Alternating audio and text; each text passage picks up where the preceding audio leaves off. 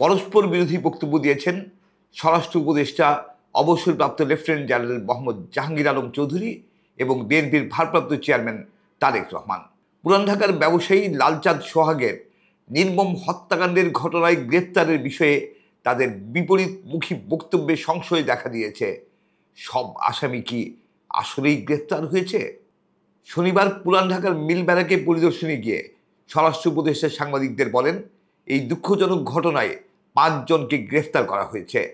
জড়িতদের সবাইকে আইনের আওতায় আনা হয়েছে বলেও তিনি উল্লেখ করেন।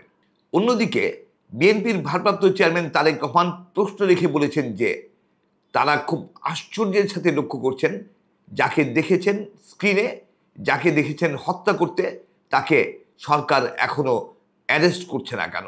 ঢাকায় জাতীয়তাবাদী ছাত্রদল আয়োজিত এক অনুষ্ঠানে ভার্চুয়ালি যুক্ত হয়ে তারেক রহমান প্রশ্ন রেখে বলেন, আমরা কি তাহলে ধরে নেব মব সৃষ্টি করে যারা একটি পরিস্থিতি সৃষ্টি করতে চাচ্ছে সেখানে সরকারের প্রশ্রয় আছে, প্রশাসনের প্রশ্রয় আছে, প্রশাসনের কারো কারো প্রশ্রয় আছে? স্বরাষ্ট্র উপদেষ্টা এবং বিএনপির ভারপ্রাপ্ত চেয়ারম্যানের পরস্পর বিরোধী এই বক্তব্যের প্রেক্ষিতে আমরা ভিউজরুম খুব স্পষ্টভাবে একটি কথা বলতে চাই। লালচাঁদ সোহাগ হত্যাকাণ্ড নৃশংসতম একটি ঘটনা বাংলাদেশের ইতিহাসে। এই হত্যাকাণ্ডের সাথে যারাই জড়িত তাদের সবাইকে গ্রেফতার করে দ্রুত আইনের আওতায় আনতে হবে। আমরা সাধারণ মানুষ এক্ষেত্রে কোনো ধরনের কোনো গাফিলতি দেখতে চাই না।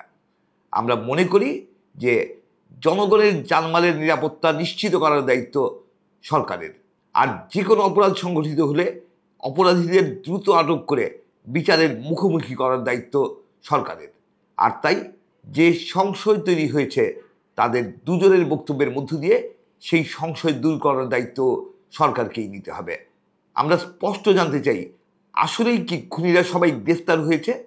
যদি কেউ গ্রেফতার এড়িয়ে থাকে তাহলে দ্রুত গ্রেফতার করে সেই অপরাধীকে, সেই খুনিকে বিচারের মুখোমুখি করার জন্য আমরা সরকারের প্রতি আহ্বান জানাই।